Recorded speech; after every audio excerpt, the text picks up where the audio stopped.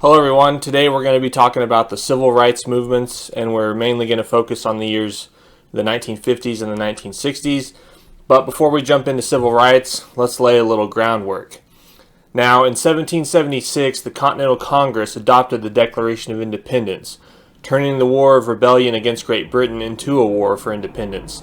The Declaration declared certain self-evident truths, such as all men are created equal and endowed by their Creator with certain unalienable rights, which include life, liberty, and the pursuit of happiness. The Americans won the American Revolution, which was fought from 1775 to 1783, thus establishing these ideas as the founding principles of America. The United States Constitution, written a few years later in 1787, created a new unified nation. However, the rights enunciated by the founders were not extended to most blacks, and a civil war was fought almost 100 years later over these principles.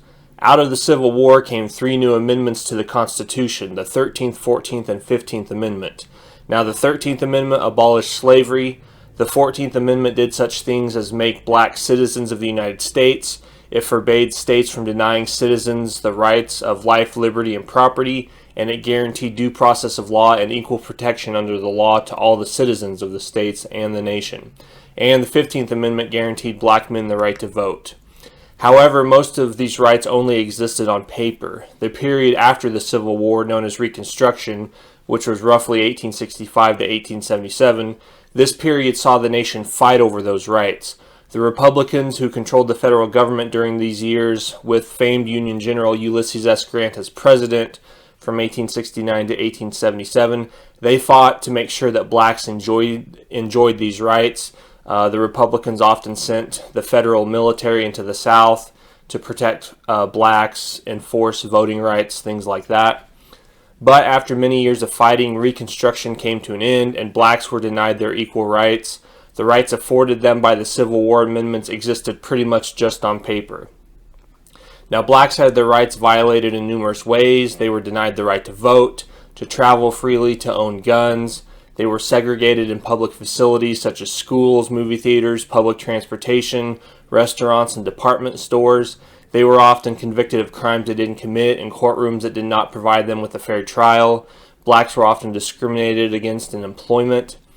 In 1896, the Supreme Court ruled in Plessy v. Ferguson that segregation, which is the separation of the races, was constitutional. The Supreme Court laid down the doctrine of separate but equal. As long as facilities are equal, the races could be separated by law. But in the 1950s and 60s, the civil rights movement would occur. Some have called this kind of a second American Revolution. During this revolution, the nation would end legal segregation and start to grant blacks the rights promised in the first American Revolution and after the Civil War. Now, blacks had fought in World War II to help defeat Nazism in Europe, and many of them came home demanding equal rights for themselves. Whites also began to change their attitudes. Not all whites in American history had supported slavery or supported denying equal treatment to blacks, but many had. Hitler's treatment of the Jews and others in Europe, and Japan's treatment of what they considered to be inferior peoples in Asia, showed many Americans just how ugly racism was. As a result, attitudes really started to change after the war. Now, Martin Luther King Jr., the most prominent figure during the civil rights movement, he claimed that the civil rights movement was about extending those rights fought for during the American Revolution and the Civil War to black people. Take a listen to excerpts from two of his speeches. This is from his I Have a Dream speech. In a sense, we have come to our nation's capital to cash a check. When the architects of our republic wrote the magnificent words of the Constitution and the Declaration of Independence, they were signing a promissory note to which every American was to fall heir. This note was a promise that all men, yes, black men as well as white men, would be guaranteed the unalienable rights of life, liberty, and the pursuit of happiness. And then his mountaintop speech. All we say to America is, be true to what you said on paper. If I lived in China or even Russia or any totalitarian country, maybe I could understand the denial of certain basic First Amendment privileges, but they hadn't committed themselves to that over there. But somewhere I read of the freedom of assembly. Somewhere I read of the freedom of speech. Somewhere I read of the freedom of the press. Somewhere I read the greatness of America is the right to protest for rights. So basically, Martin Luther King is arguing there's nothing wrong with the principles of America or the principles America was founded upon. It's just that those principles aren't being extended to blacks. So we're going to look at how the civil rights movement of the 50s and 60s gained equal treatment for blacks.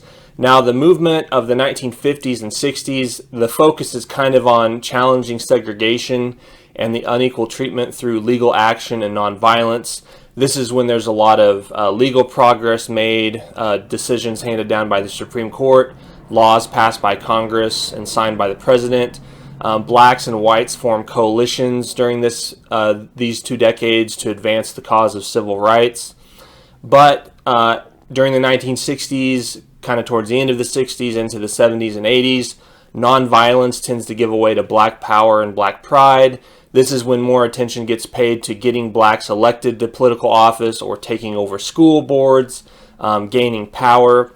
There is less unity in the civil rights movement. Whites are not as involved, and blacks seem to try to make their own progress. The civil rights movement will begin to break apart during this era, during the 1960s and then into the 70s and 80s, and it's not quite the same. But kind of the heyday of the civil rights movement is the 50s and 60s. Okay, so pre-World War II civil rights, I just want to spend a little time. There's a lot of activity regarding civil rights prior to the 50s and 60s, so it just doesn't magically start after World War II. The NAACP was founded in 1909, and it focused on challenging Plessy v. Ferguson in the courts. So from its inception all the way until the 1950s, that's kind of the focus of the NAACP. Now, one of the biggest civil rights issues before World War II was that of lynching. Repeated attempts were made to outlaw the practice, but FDR refused to pursue or support anti-lynching laws. Though almost all Republicans and many Democrats supported a law to end lynching, the main opposition came from within the Democrat Party, and FDR did not want to break up the unity of the party by signing anti-lynching laws. He told Walter White, who was the secretary of the NAACP, he said this, "I did not choose the tools with which I must work. I've got to get legislation passed to save America. The Southerners, by reason of their seniority, rule in Congress and are chairmen or occupy strategic places in most of the Senate and House committees. If I come out for the anti-lynching bill now, they will block every bill I ask Congress to pass. I just can't take that risk." So basically, FDR, we can conclude that he's not a strong supporter of civil rights. During his 12 years as president, and Congress was controlled by Democrats those years, not one piece of civil rights legislation became law. It may be he was constrained by the realities of his time, but he did little to push the times ahead.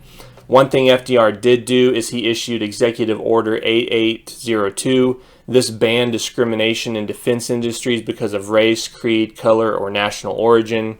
So he does take that step. Now, FDR's successor, Harry Truman, did a little bit more for civil rights, but still not a lot.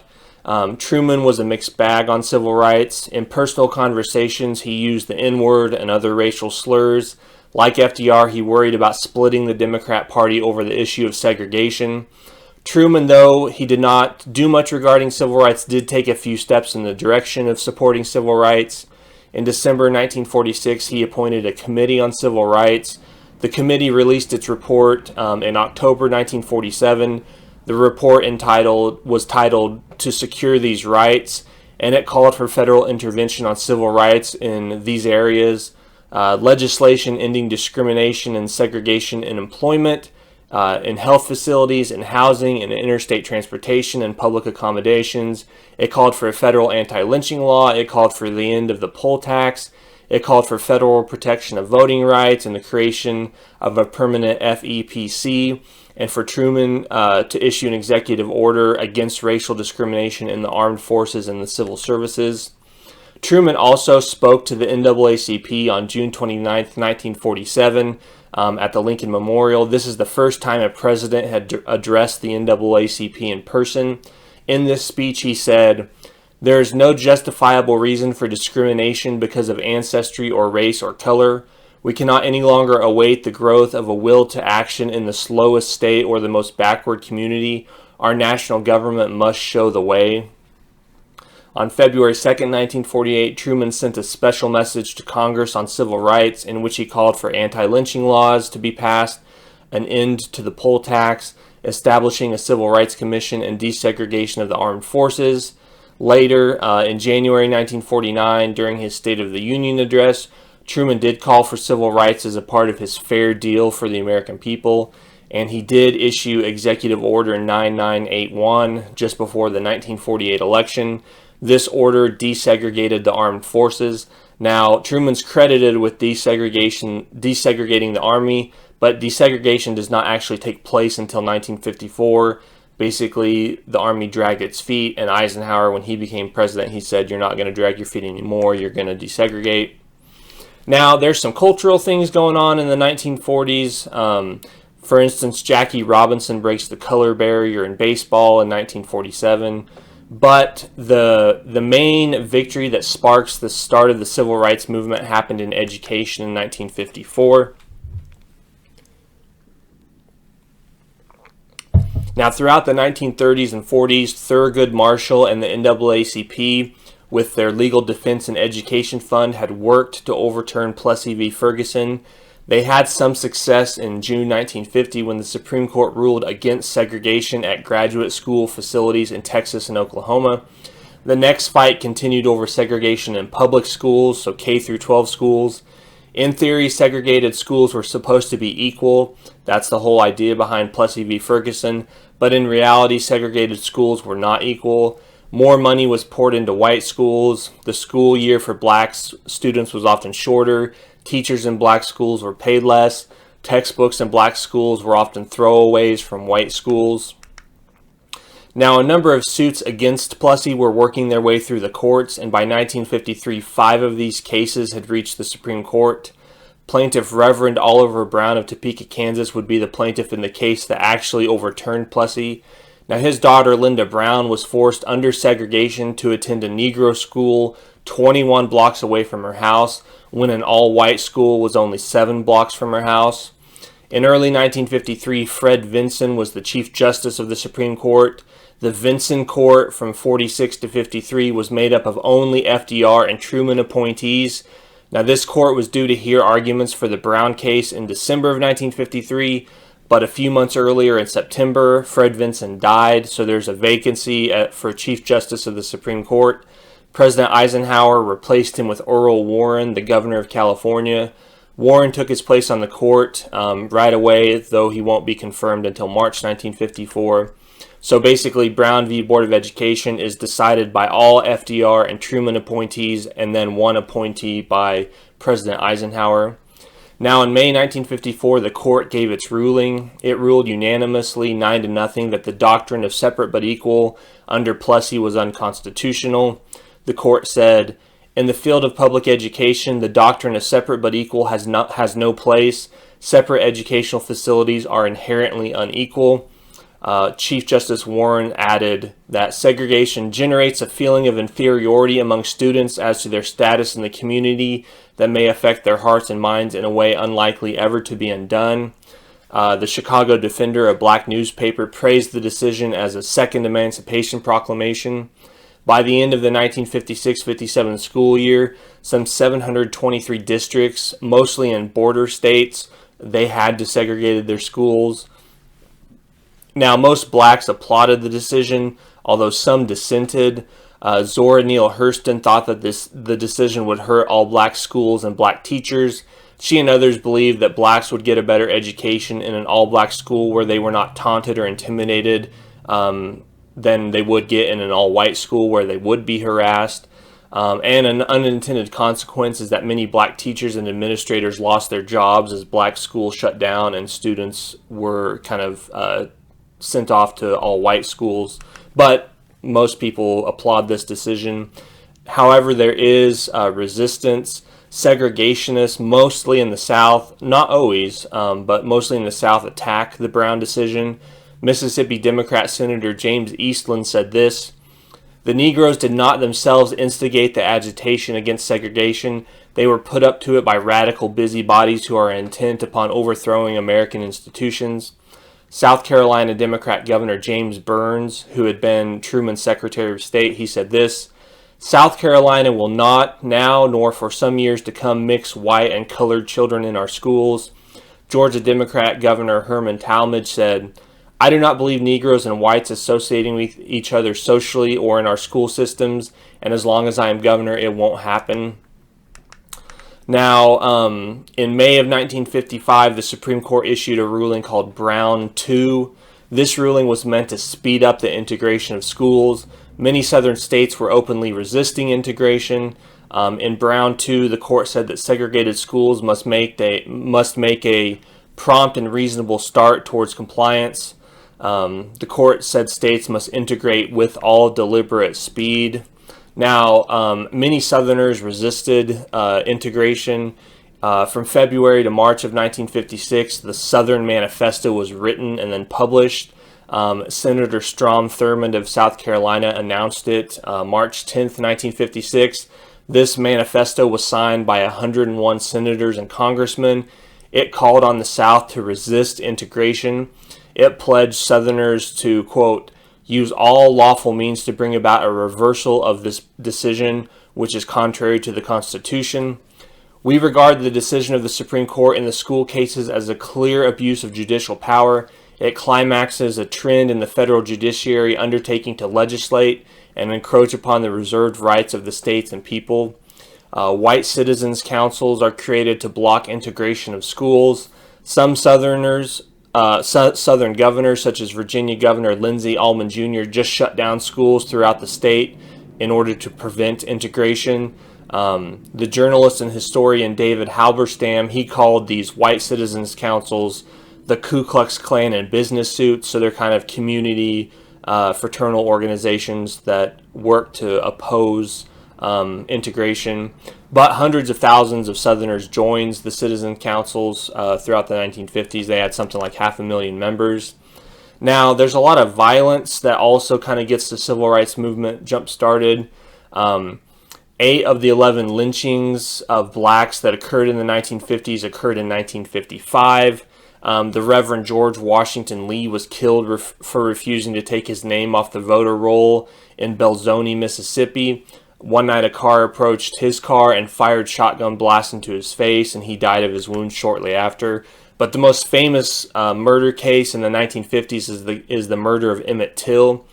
Now, Emmett was a black teenager from Chicago, and in the summer of 1955, he visited his uncle Mose Wright down in Mississippi, and that's where he'll be murdered in August of 1955. Now, Mississippi is very different than Chicago in terms of race relations. The rules for what were tolerated in Mississippi, the rules were much stricter in Mississippi than they were in Chicago. Now, Emmett probably didn't understand how different society could be down south. Hundreds of blacks had been lynched in Mississippi over, hundreds of years. When he was in Mississippi, he and a group of friends were hanging out around a store in the town of Money, Mississippi. And basically there was a dare. And after buying some candy, Emmett went into the store and said, "Bye, baby," to a white woman as he left the store. Another version has him whistling at the white woman, although recently the woman has come forward and said that this didn't happen, but Emmett's friends who were there said it did. This, whether or not it happened, was a major violation of Mississippi's culture of segregation. Black men did not whistle or take notice of white women. What ends up happening is 2 men, Roy Bryant, who was the husband of the woman, and J.W. Milam, her brother-in-law, show up at Mose Wright's house and ask for Emmett. They take him from Mose and he's never seen again.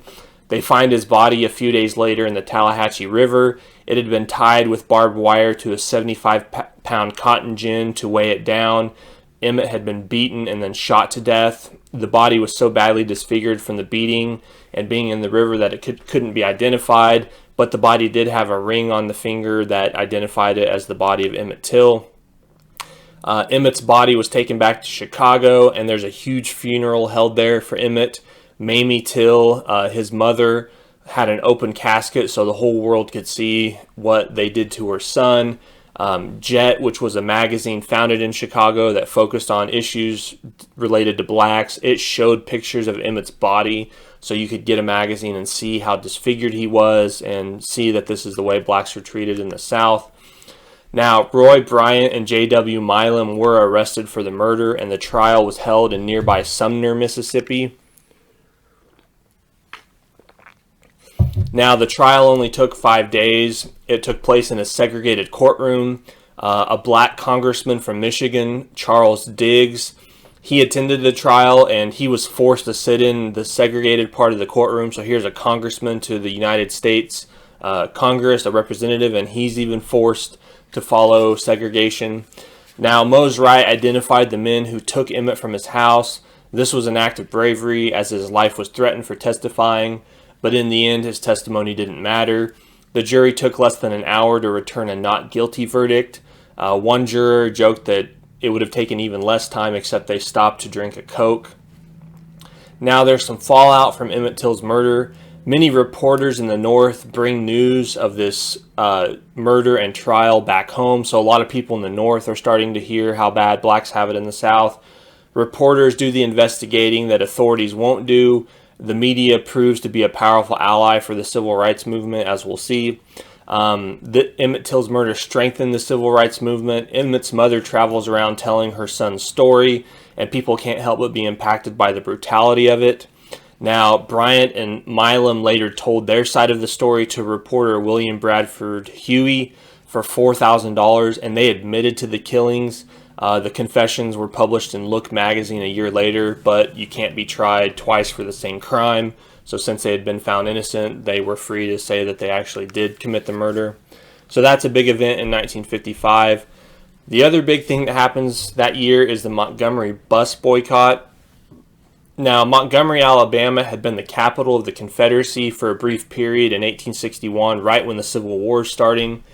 Now, like most transportation in the South, the buses in Montgomery were segregated. Blacks had to sit to the back of whites. As more whites got on the bus, the blacks had to get up, give their seats, and move farther towards the back. On December 1st, 1955, Rosa Parks refused to give up her seat to a white person. She just basically said, "I don't think I should have to stand up." She was arrested as a result, and on December 5th, a one-day bus boycott began. And on that night of December 5th, at the Holt Street Baptist Church, the black congregation and basically blacks representing the city voted unanimously to continue the boycott until things changed. The keynote speaker was Dr. Martin Luther King Jr. He's a 26-year-old pastor. He's just getting his start, sort of. He and the Montgomery group called the Montgomery Improvement Association plan a boycott against the Montgomery bus system. The church is the rallying point and the backbone for the civil rights movement, and pastors are basically its leader. So basically, for the next 381 days, blacks refused to ride the buses on Montgomery. Instead, they carpool or walk. There is violence during this boycott. Shots were fired at buses. Civil rights leaders had their homes bombed. The White Citizens Council, which was a segregationist group, organized to fight against desegregation. Eventually, black leaders filed suit in federal court. They claimed that bus segregation was unconstitutional, and in November 1956, the Supreme Court unanimously struck down segregation on buses. The city of Montgomery then complied, and blacks in Montgomery called an end to the boycott a little bit later. So blacks are now able to ride the buses. Another big movement or incident in the 1950s is the Little Rock Nine, so kind of getting back to education. Now, Brown had struck down Plessy, but there was still a matter of implementing school integration. So just because segregation was illegal, you still had to send blacks to schools where whites were. So the most famous example of this is the integration of the K through 12 public schools in Little Rock, Arkansas. This is referred to as the Little Rock Nine. There's a high school called Central High, and basically the school board decides to integrate the school, and in the school year of 1957-58, they send 9 black students to this high school to integrate the school.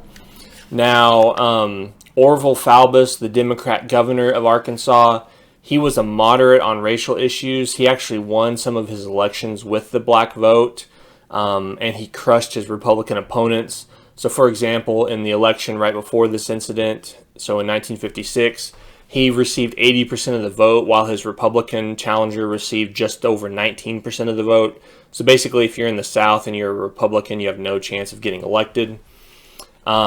He actually brings in the National Guard of Arkansas to stop integration. So when the black students show up to school, they're actually stopped from going in by the Little Rock National Guard, or the Arkansas National Guard. Now, Governor Falbus claims he's doing this to prevent violence and property damage, but he's actually trying to help get himself reelected. He keeps the black students out. I want you to watch some footage of the first day black students try to attend classes. The Arkansas National Guard ringed the school with orders to admit only the white students. It shocked the country. State troops were now being used to prevent enforcement of federal law. At the center of the crisis were these 9 teenagers, selected by the school board because of their excellent grades. The first day, 8 of the 9 went to school together, accompanied by their parents and ministers.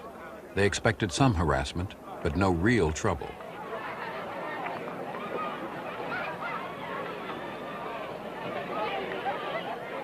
You could cut it with a knife, the tension outside the school with these people who had come in from other parts of the state, other states. There were license plates from all other states that were there, people who had come in and were outside our school. The 8 children and the adults with them were turned away by the National Guard.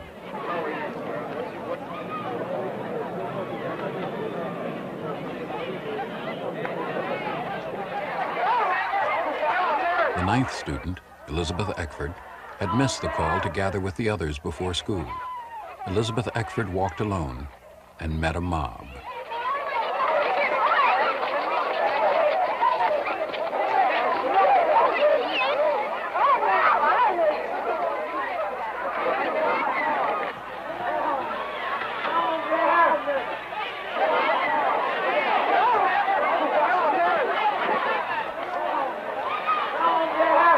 Can you tell me your name, please?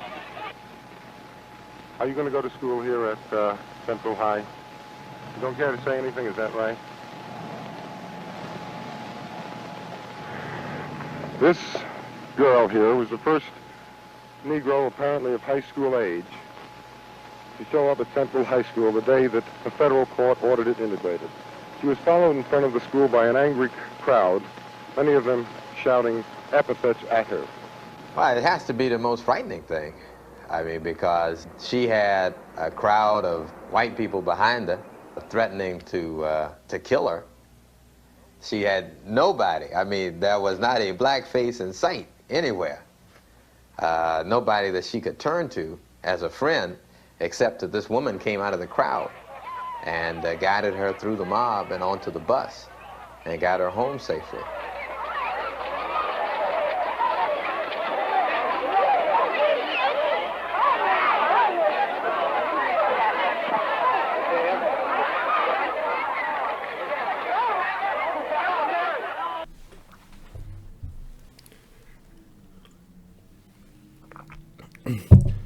Now, eventually a court order ordered integration, but Falbus still refuses, and this is when Eisenhower gets involved. So Eisenhower invites Governor Falbus to Newport, Rhode Island to discuss the situation. Eisenhower believes that he convinces Falbus to let the black students attend the school, but all Falbus does is removes the Arkansas National Guard. So when the black students go to school, there's only local police there, and a mob shows up outside the school, and they end up having to sneak the black students outside the school for their safety. Some feared that they would be killed by the mob. So what Eisenhower does is he sends in federal troops. So he sends in the 101st Airborne, and he delivers an address to the nation. This is what he says. It is important that the reasons for my action be understood by all our citizens. A foundation of our American way of life is our national respect for law. If the resistance to the federal court orders cease at once, the further presence of federal troops will be unnecessary, and the city of Little Rock will return to its normal habits of peace and order, and a blot upon the fair name and high honor of our nation in the world will be removed. Now, this is the first time since Reconstruction that the federal government has sent troops to the South to stick up for blacks. So the troops, they go to Little Rock and they attend school for a year. Each student has basically a bodyguard that goes to class with them. The students have Jeep convoys to and from their house. Paratroopers are there. There's helicopters flying overhead. One of the Little Rock, or Daisy Bates, she's kind of an adult NAACP member, and she kind of helps the Little Rock Nine. She said, "For the first time in my life, I felt like an American citizen." Now, Governor Falbus responds with a speech. He says, "We're now an occupied territory. In the name of God, what's happening to us?" He accuses Yankee soldiers of using naked, unsheathed bayonets. This plays well with segregationists in the South. Falbus can't really do anything, so the following school year, he actually closes schools down in Little Rock to block integration. But a lot of people are happy with Eisenhower's response. Jackie Robinson said this. He sent him a telegram and said, "Please accept my congratulations. I should have known you would do the right thing at the critical time." Louis Armstrong said this. He said, "Daddy, if and when you decide to take those little Negro children personally into Central High School, along with your marvelous troops, take me along. You have a good heart." Now, just because the students get to go to school doesn't mean the school year goes smoothly. The students still face a lot of harassment, but they also have support from some students, so it's kind of a mixed bag. One of the students, Minnie Jean Brown, she actually dumps a bowl of chili on a white student who kept calling her the N-word. She gets kicked out of the school for this, but everyone, the Little Rock Nine, a lot of blacks kind of are happy she did this, even though she got kicked out. When she gets kicked out, students came to school with these little notes or kind of cards that said 1 down, 8 to go. Some students also handed out cards that said Liberation Day, May 29th, 1958, Ike, go home. So basically, when graduation day comes here, everything will be fine. Now, in May of 1958, after the first year of integration, 602 students graduated, including one black student, Ernest Green. Now, one thing I kind of want to share is the public responded positively to Eisenhower's handling of the situation. There was a Trendex poll published in September of 1957 that said, "Do you approve of troops being sent to Little Rock to help the black students go to school?" 68% of Americans approved of troops being used to help blacks go to school. If you polled Americans outside of the South, that number jumped up to 77%. So, 3/4 of the American public want blacks to be able to go to school with whites, and they're willing to use the military to make sure that happens. A Gallup poll said 2/3 of the American public believed Eisenhower did the right thing. He gets telegrams of praise all over in the White House. And one reason I bring this up is one of the textbooks I had used a lot for this class is called America, A Concise History. And when I was reading it, it said this about Harry Truman. It said, "Although capable of racist language, Truman supported civil rights on moral grounds." And that's true. He did use racist language. He did support civil rights limitedly, but not wholeheartedly. But then when you read about Dwight Eisenhower in this textbook, here's what it says. With Dwight D. Eisenhower as president, civil rights no longer had a champion in the White House. Now, if you actually read biographies of Eisenhower and Truman, it's hard to argue against the idea that Eisenhower actually did a lot more than Truman for civil rights. So that's kind of why I include some of the things Eisenhower did, just to dispel some of the myths in the textbooks. Now, Eisenhower, kind of some backstory, he grew up in a segregated society. He grew up in the Army. He grew up in Kansas. There's not very many black people in Kansas. But throughout his whole life, Eisenhower opposed racial discrimination. There's even a story about how when he was a young person playing football, pickup football after school, there was a black student that was the center, so he was the one that would snap the football, and none of the white students would play quarterback because they didn't want to have to take a snap from a black kid. So Eisenhower went up and took the snap and basically told his buddies, quit being stupid.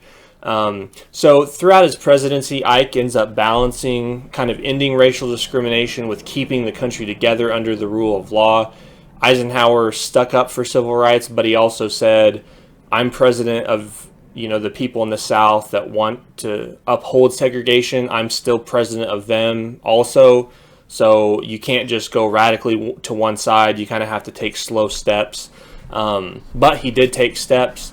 In his first State of the Union, he said this: I propose to use whatever authority exists in the office of the president to end segregation in the District of Columbia, including the federal government, and any segregation in the armed forces.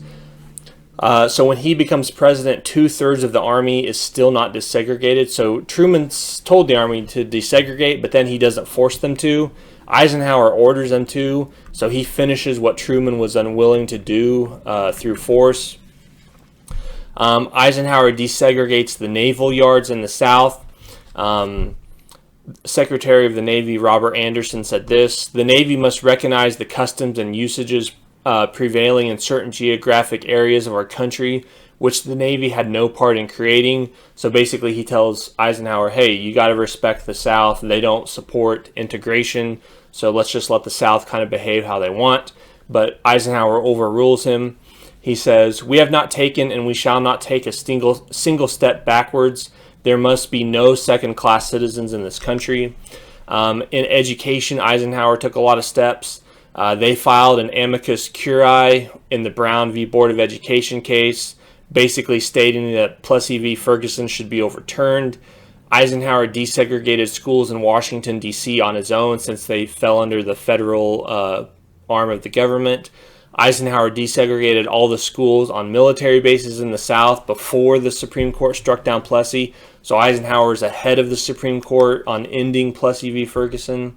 When a vacancy opens up between Brown and Brown II, Eisenhower appoints Justice John Marshall Harlan II.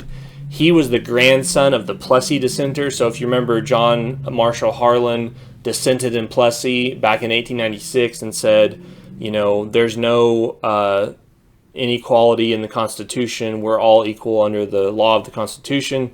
He appoints his descendant. The phrase "with all deliberate speed" that was in the Brown decision, the second Brown decision, that came from Eisenhower. While reviewing the government's brief, he penciled in "with all deliberate speed" in the margins, and that's later used in oral arguments to help speed up school integration. Eisenhower appoints 3 judges to the Fifth Circuit Court in the Deep South, and they opposed segregation down there.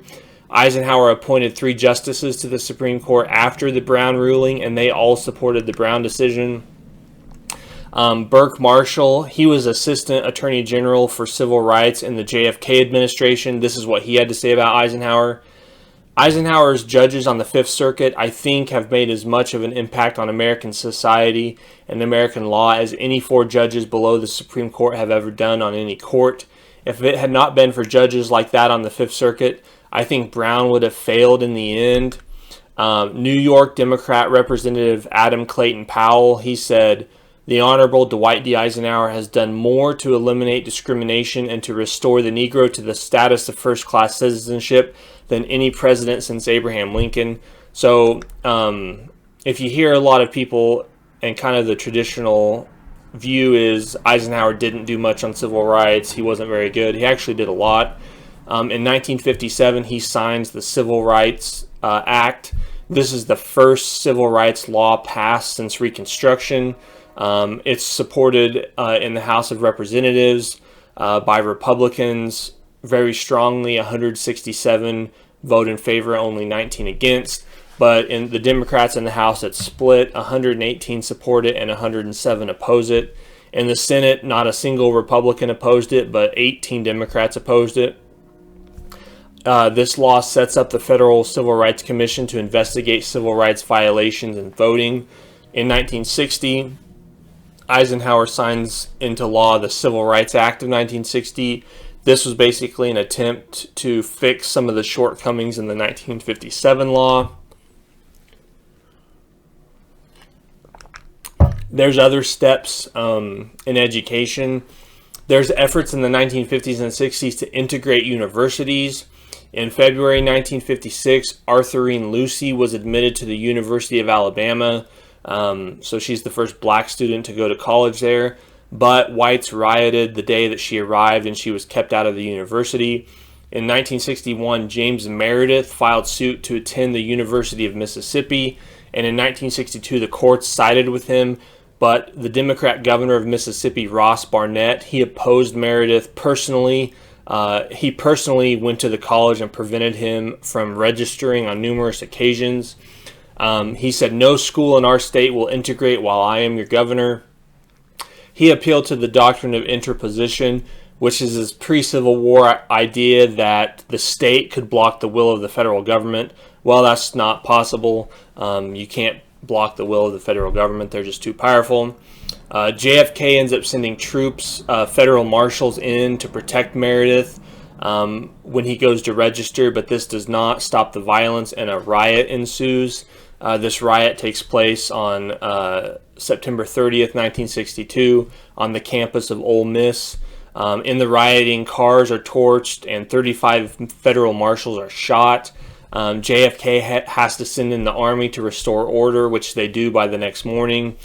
2 people were killed that night, over 160 injured. I want you to watch some of the footage of this rioting.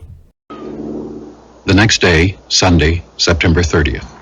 Finally, President Kennedy decided the time had come to enroll James Meredith at Ole Miss. He sent several hundred U.S. Marshals to the campus to prepare, and he announced he'd make a special speech to the state that night.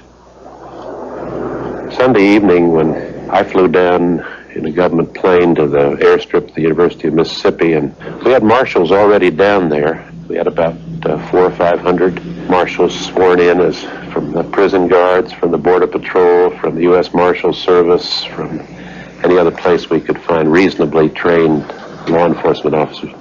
And they were themselves an irritant to the students who were returning from a football weekend, and we had no place to sort of hide the marshals. We were around the Lyceum building, which was the center of the campus, and unbeknownst to us, a sort of a tradition and a place of great honor. Students came, and of course, they saw the marshals. I know I got angry when I saw the marshals.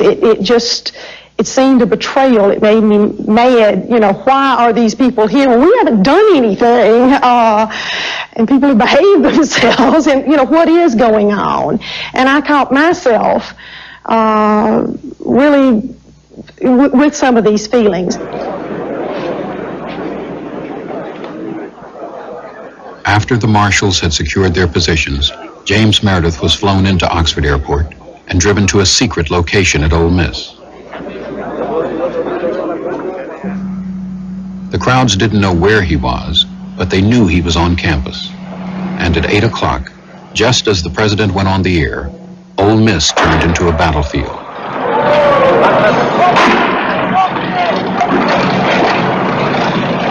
Very few people heard the president's words.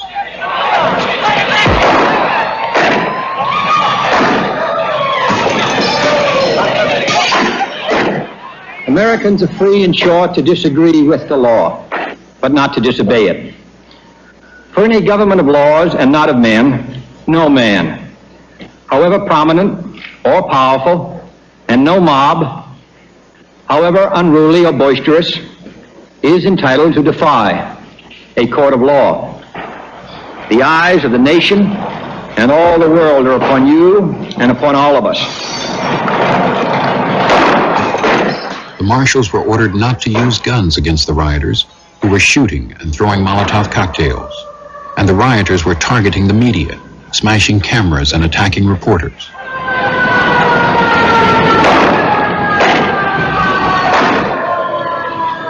There was one freshman girl that had been this little flower of Southern gentility when I had met her.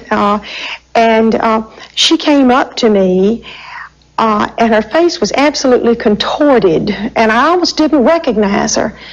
And she was absolutely furious because she had picked up a brick and thrown it at a marshal, and it had only hit him in the head and scratched him, and she had not put his eye out.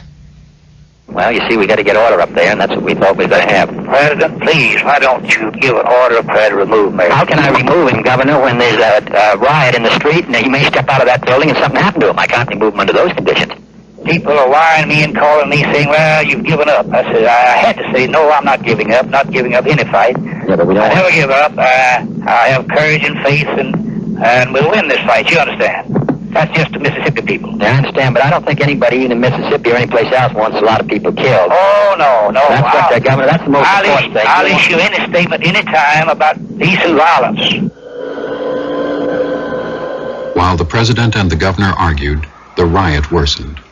Finally, Katzenbach asked the White House for troops.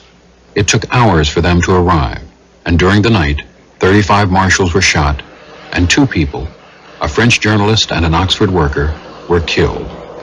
But by dawn, the army had restored order. Of course the president's going to win in the end.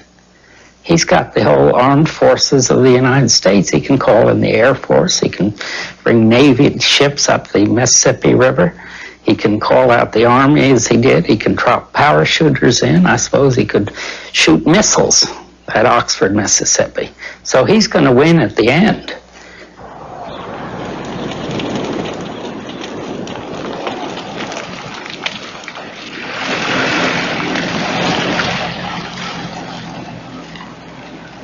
I recall driving to the campus, and I guess when I got to the circle was when I really saw the impact of the riot the previous evening. I reported to my office. As I recall it, there weren't very many of the staff there. Many of them were too afraid to come to the campus on Monday. And later, James Meredith came to my private office, and I accommodated the registration there.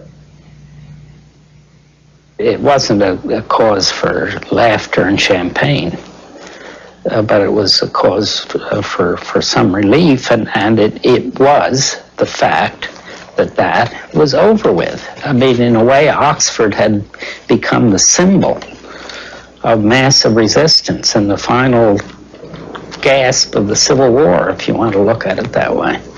And it was over. It had ended.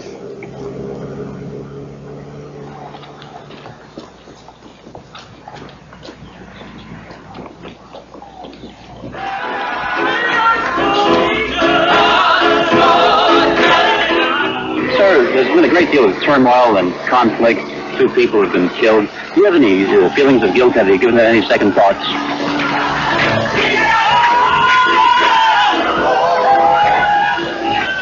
I'm very sorry that anyone had to get hurt or killed.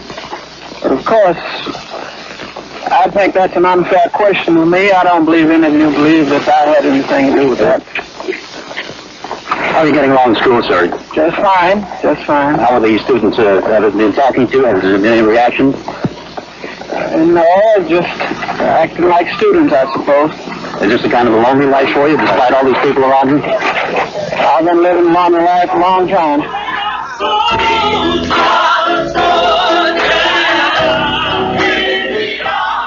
It was a lonely victory for James Meredith, but it was a victory for him and the country. The Constitution had held and been reaffirmed in a major crisis.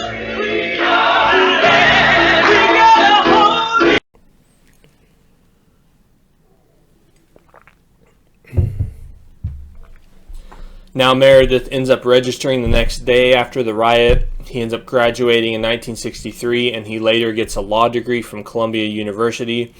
Now, in 1966, he undertakes something called the March Against Fear. He's marching from Memphis to Jackson, Mississippi, and he's actually shot. There's an assassination attempt, but he ends up surviving. Okay, so that's kind of the 1950s. Now we're going to kind of jump into the 1960s.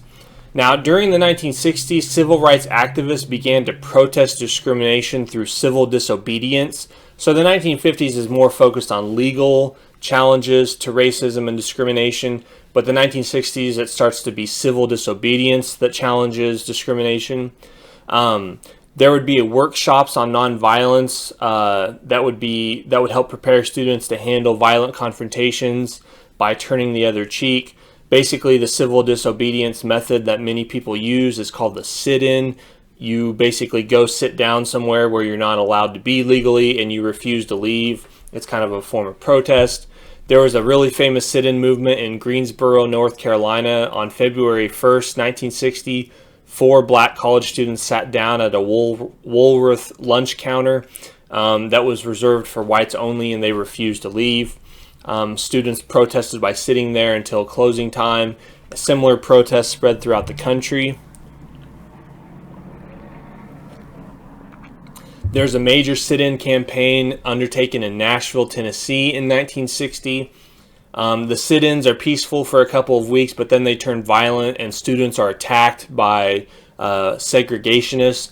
The blacks are the ones, though, that end up getting arrested. I want you to watch some footage of this. But we just ain't gonna pay no mind. It's moving on. It's moving on. I am Ben West, and this is my city. For the past 10 years, I have been its mayor. I have watched it grow from an overgrown country town into a great metropolitan complex. Nashville was proud of its progressive tradition. A center for education, the arts, and industry, it had long promoted itself as the Athens of the South. But Nashville, like most southern cities, was segregated. Attracted by the city's 4 black colleges, many young people arrived from other parts of the country and encountered their first experience with segregation. I was looking forward in college to really expanding myself and growing. I was taking those kinds of issues very seriously. And that played quite a part when I got to Nashville, and why I so keenly resented segregation and not being allowed to do basic kinds of things like eating at restaurants in the 10-cent stores.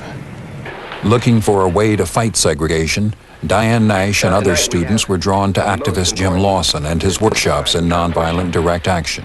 And that is to try to have one major role-playing experience which sort of tries to set the stage for an actual demonstration, for an actual sit-in. When Jim Lawson came to the city, he began to organize students, right? And most important to that for both students and we who were ministers was that we had workshops. And the workshops in nonviolence made the difference. We began to understand the philosophy behind it, the tactics, the techniques, how to in fact begin to take the blows and still respond with some sense of dignity.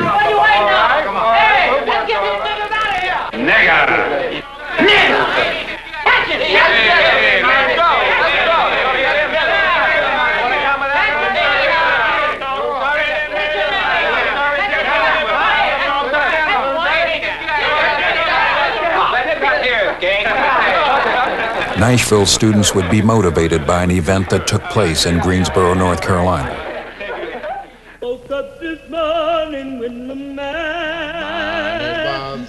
On February 1st, 1960, 4 black college students sat down at a lunch counter reserved for whites and refused to leave. It was a direct challenge to Southern law and tradition. Well, it's just not the things we're used to down here. I mean, they come in and they sit down, and we're not used to them sitting down beside us, because I wasn't raised with them. I never have lived with them, and I'm not going to start now. As the sit-in spread across the country, John Lewis, Angela Butler, and Diane Nash led students to Nashville's first sit-in. The students were dressed like they were on the way to church. We went into the local stores. These stores were known all across the South, and for the most part, all across the country. We took our seats in a very orderly, peaceful fashion. We stayed there at the lunch counter studying and preparing our homework because we were denied service. The manager ordered that the lunch counters be closed, that the restaurants be closed. We just sit there, and we continue to sit all day long. The sit-ins continued without incident for almost 2 weeks. Then, on February 27th, a warning. Gangs of toughs were gathering downtown. The students sat in as planned. The police did nothing to protect them.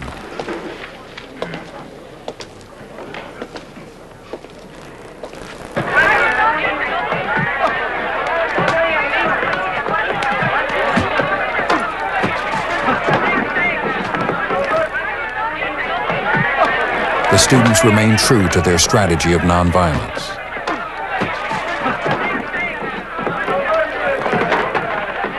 When the police vans arrived, more than 80 demonstrators were arrested and charged with disorderly conduct.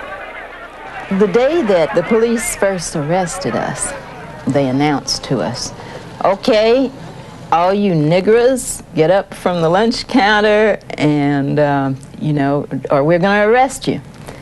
And their attitude was like, well, we warned you. So they repeated it a couple of times and nobody moved. And of course we were prepared for this. So they said, well, we warned you, you won't move, okay, everybody's under arrest. And then they turned and they looked around at the lunch counter again, and the second wave of students had all taken seats. And they were confounded. They kind of looked at each other like, now what do we do, you know? And they said, well, okay, we'll arrest those two, and they did it. And then the third wave, and no matter what they did and how many they arrested, there was still a lunch counter full of students there. Peace, quiet, and good order will be maintained in our city to the best of our ability. Riots, melees, and disturbances of the peace are against the interest of all our people, and therefore cannot be permitted. The local black community began to unite behind the students. Black merchants supplied food to those in jail. Homeowners put up property for bail money. The court found the students guilty of disorderly conduct. John Lewis refused to pay the $50 fine. He chose 33 days in the city workhouse instead. Most of the other students joined him in jail.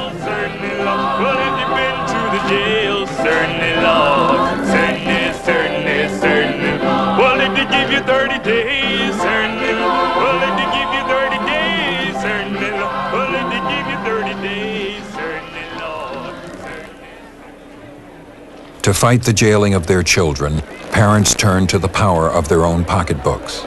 In Nashville, in 1960, black buying power was estimated at $50 million a year, with $10 million spent in the downtown stores alone.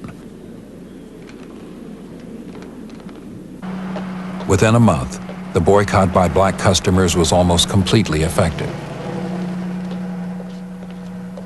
April 19th. Dynamite thrown from a passing car at 5:30 in the morning destroyed the home of Z. Alexander Luby, one of Nashville's black city councilmen and defense attorney for the arrested students. The blast was so powerful it shattered 147 windows in Meharry Medical College across the street. Miraculously, no one was killed. It was such an outrageous act that it could be very useful to a nonviolent movement then to move. Okay, it was a uniting of the city, but the outcome would be decided by how we in fact channeled that energy, right? And we then had the first major march of the movement. People began to gather, and we began to march, and students came out from the lunchrooms, and they came out from being on the campus grounds, and they joined, and they came out of buildings and dormitories. We filled Jefferson Avenue. It's a long, long way down Jefferson. After a while, there was a certain bit of singing, and as we came closer to town, it was merely the silence of the feet. Face to face on the steps of City Hall, Reverend C.T. Vivian condemned the mayor for his failure to speak out in the past. Diane Nash pushed Ben West to take a personal stand. We needed him to say integrate the counters, or to tell Nashville to do what Nashville knows it should have done a long time ago, like about 95 years ago after the Civil War. So I asked the mayor, first of all, Mayor West, do you feel that it's wrong to discriminate against a person solely on the basis of his race or color? And I tried as best I could to answer it, frankly and honestly, that I could not agree that it was morally right for someone to sell them merchandise and refuse them service. And I had to answer it just exactly that way. Of course, I received considerable criticism for it, but had I to answer it again, I would answer it in the same way again, because it was a moral question and was one that a man has to answer and not a politician. 3 weeks after Ben West's statement on the steps of City Hall, black customers were served for the first time at lunch counters in downtown stores. On April 15, 1960, more than 200 veterans of the sit-in movement from Nashville and from other cities around the country gathered in Raleigh, North Carolina. Some suggested they joined the Southern Christian Leadership Conference, led by Dr. Martin Luther King. But SCLC's executive director, Ella Baker, advised the students to remain independent. Ella Baker was very important, giving direction to the student movement in terms of really seeing how important it was to recognize the fact that the students should set the goals and directions and maintain control. They formed the Student Nonviolent Coordinating Committee, SNCC, and began organizing black communities throughout the South. There was also a bombing of Zephaniah Alexander Luby's house. He was kind of the black lawyer in the city who was defending the college students who were arrested at the sit-ins. So segregationists target his home, either trying to kill him or intimidate him. The blast was so powerful that it blew out windows in the medical college across the street. Ultimately, the Nashville sit-ins were successful after the boycott of downtown businesses. Blacks decide to boycott the business section of Nashville until they change their policies. And they have a lot of financial backing, so they do cause damage to the business, the bottom dollar of businesses downtown. So basically, Booker T. Washington's idea of becoming economically self-sufficient and then your political and civil rights will follow, that actually proved to be true here. Blacks used their economic power to basically end segregation in Nashville. Something called the Student Nonviolent Coordinating Committee, or SNCC, would emerge out of the sit-ins. SNCC was basically the student wing of the civil rights movement, and they're a famous organization throughout the 1960s. Another form of civil disobedience in the 1960s was the Freedom Rides. These occurred in 1961 during JFK's presidency. Now, the Congress of Racial Equality organized a series of freedom rides throughout the summer of 1961. Basically, interstate travel is segregated in the South, so blacks have to sit on the back of the bus. They can't sit in the white waiting rooms. So basically, these core students get on the buses and they travel throughout the South.